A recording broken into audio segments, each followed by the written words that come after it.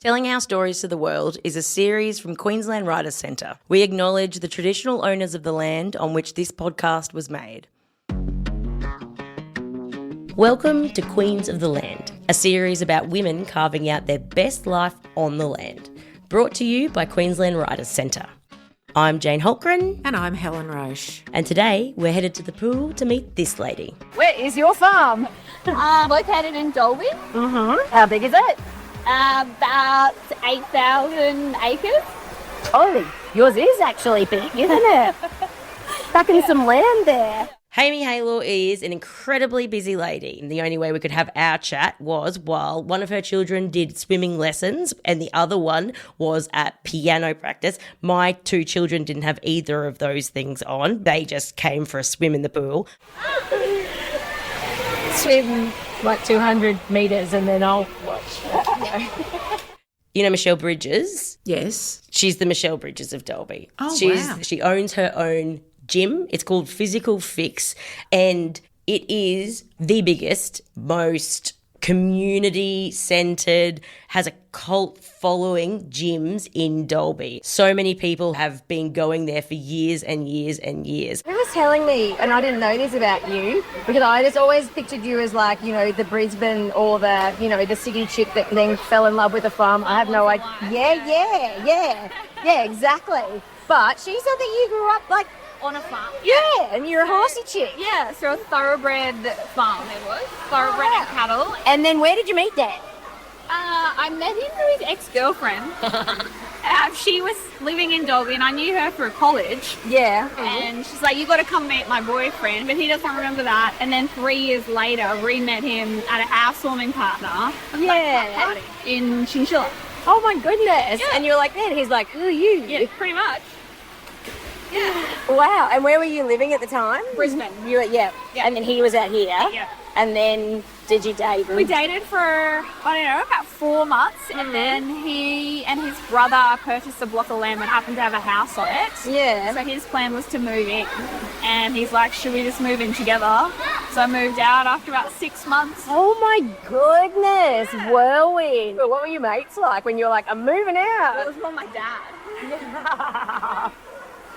Dad like started doing budgets, and he's like, I've been looking at rental prices in Dalby. I was like, why? And he's like, oh, well, you're going to need to do a budget on how you're going to live, and this is the kind of rates. And I was like, no, I'm moving in with Dan. He was like, well, that's stupid. What are you saving for marriage? Literally not going to buy the cow. You showed him.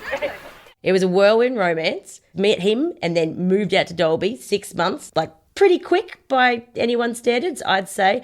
But it just all worked out brilliantly because she has this amazing life on this farm with her husband and their kids, and she loves it. Like the kids, you know, they've just got, I think, different freedoms that Yeah. a lot of other kids don't get. Yeah. You know, they go home, they're running around in their undies straight away, stripping clothes at the door. Love that. On their motorbikes, they mow my lawn already. Oh my, to drive the car.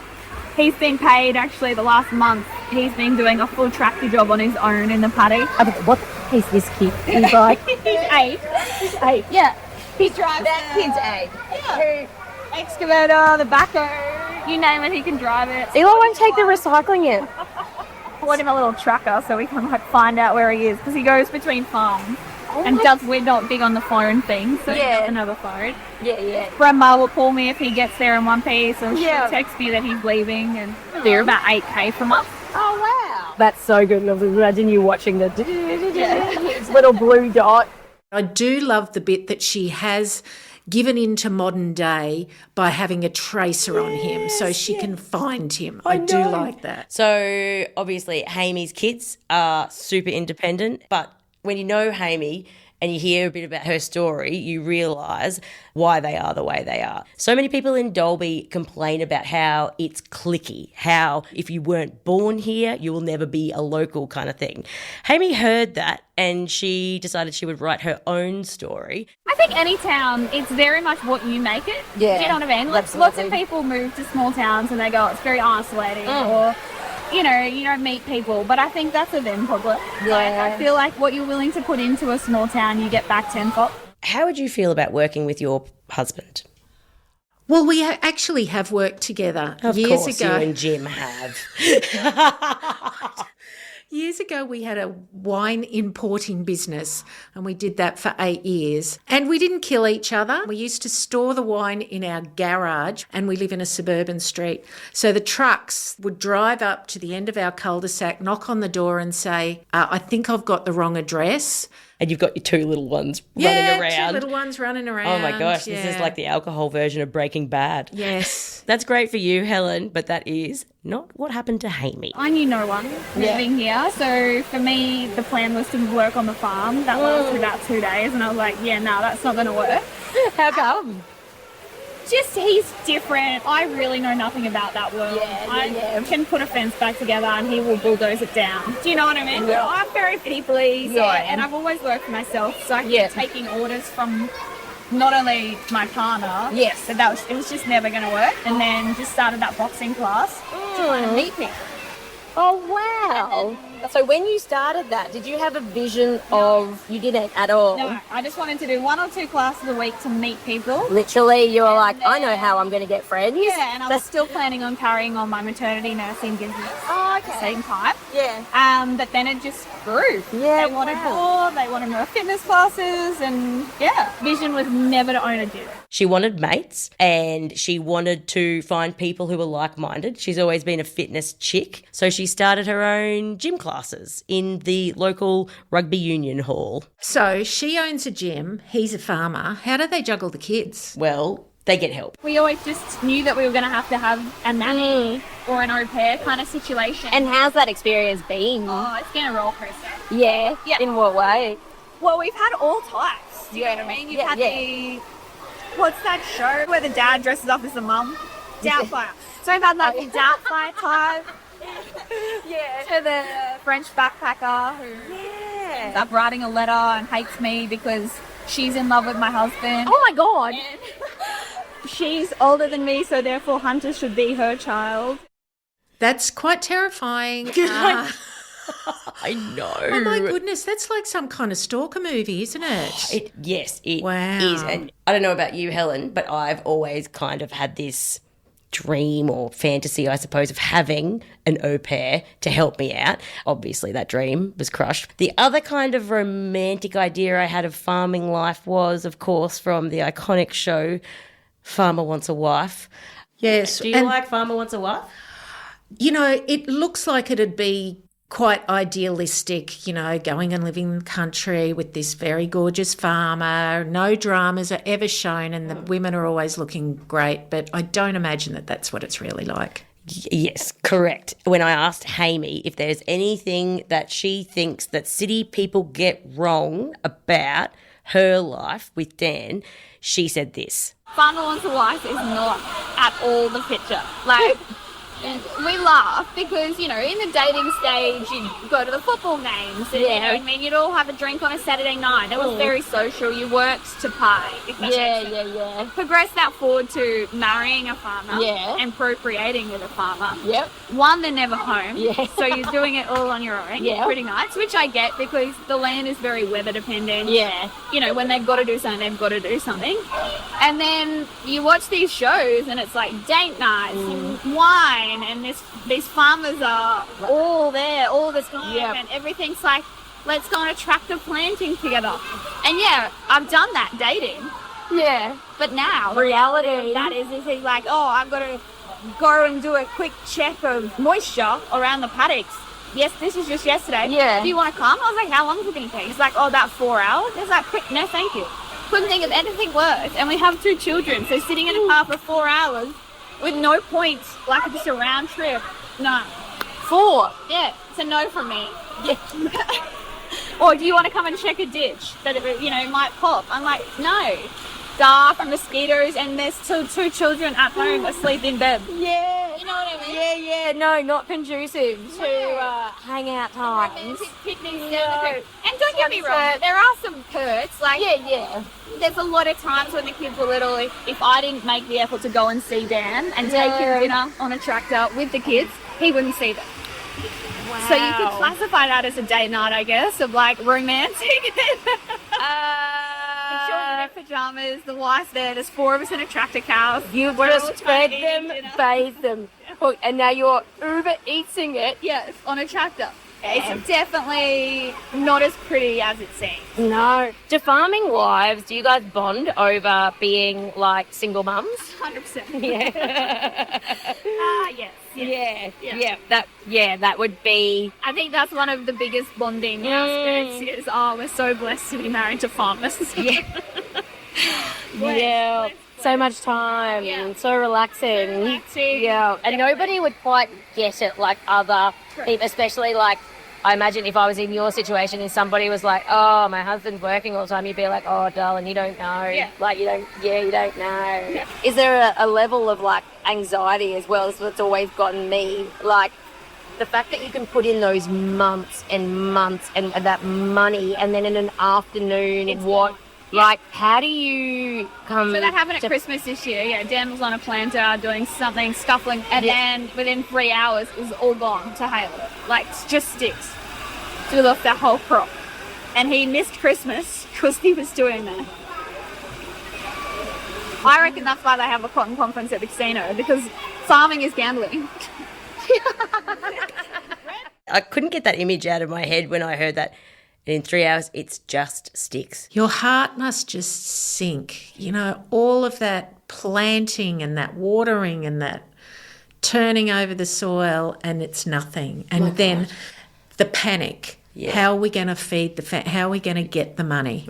Well, Hamey's off doing her gym thing, and that's helping bring the money in, I suppose. Yeah, but still not compensating for those massive cotton crops that are the backbone of their business, I imagine. So the other thing that I found really interesting about Hamey is her get up and go spirit, and she just went out there and found her own community. 100%. I think that takes a lot of courage. Absolutely. I think Hamey is just one of those chicks where holy dooly, I want some of her thinking, her mindset in my life, because she's just like, you want it? Get it. You want it to change it. She's very black and white in that way, and I find that so inspiring. I don't know about you, but the older I get, the more I crave friendship and the harder I find making friends. Like, it's one of those sort of things, and it's very easy, I think, to fall into tell yourself a story like, I don't have many friends. And just hearing how Hamey just goes out there and makes her own reality, like, you've got to put yourself out there if you want to create that community. You just do. And she did. And I find that really inspiring. And lead by example. Yeah. Like, she's doing it and other people see her doing it and go, I just want some of that as well. Yeah, absolutely. You're listening to Queens of the Land, a season of the Telling Our Stories to the World podcast, brought to you by the Queensland Writers Centre and supported by the Queensland Government through Arts Queensland, produced by F&K Media.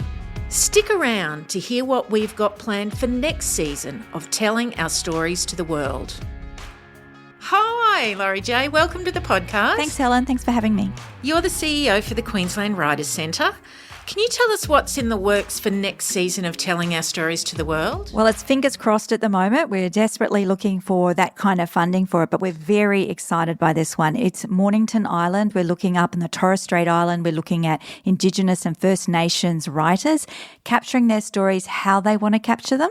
Really excited, but this is a long way away. So we've got to get our bums up there, get our writers up there, put the tools up in place for those people to be able to capture their stories and then to disseminate them and share it with people. Wow, that sounds so exciting. And hot. Exciting and hot. I'm very excited to be part of that. Now, what's the idea behind Telling Our Stories to the World, and how long have you been doing it for? So this cycle is number 3. Mornington will be number 4. We started off with Telling Our Stories to the World as social prescription with Department of Health in Queensland. So we went out into Longreach, Winton, Blackall and Macaldan, and we were looking for people who were struggling with mental health and using the small act of writing to be able to get them talking about their stories. We quickly understood that there's going to be people who can write a postcard for us or tell us a story, And then we found a couple of people who are writers, and that was very exciting. We've got a couple of people now who are published authors from that first wave, and that's from finding them, giving them the tools, like I said, and then they're just off and running with their own stories. So with the postcards, I did this first session myself, and we took a book about the lost crayons, and when the crayons got lost, they sent a postcard back home. So I had all the little kids, and in these towns, you've got children from like 4 years old up to 14, 15 in the same classroom. So you need something that everyone's going to be able to do. So we had them just write 1 or 2 sentences about, I love living in Longreach because, and this is what I do with my family. Then we told them we were going to share this postcards. We're going to post them around the world. And the first year we went to Germany and Japan, and we sent them to classrooms over there, and they wrote stories back as well that we then sent back to those schools. So it really was like a postcard exchange between two very different groups of children across the world. This allows us to talk to the children, and the children go, Mum, I really liked this. Take me to the library this afternoon where those trainers are going to be. Then we get to speak to the parents. So it's really a double kind of, it's a folded environment where we start off here with the aim of like, let's speak to the parents about what their worlds are like out here. And do they have any, in this particular instance, mental health issues that we needed to tackle? Second wave was working with climate deniers, so the Department of Science and Environment. Really exciting. You're talking to kids in schools, trying to meet their parents so that we can have that really deep conversation about what does it look like when we tackle climate, when we have to endure it, when we're living with it, it's not going anywhere. So what are those changes? Using the kids to get their mums and dads down to the libraries, and again, the small acts of writing. And we found some great stories that we shared through anthologies and things like that. And then last year?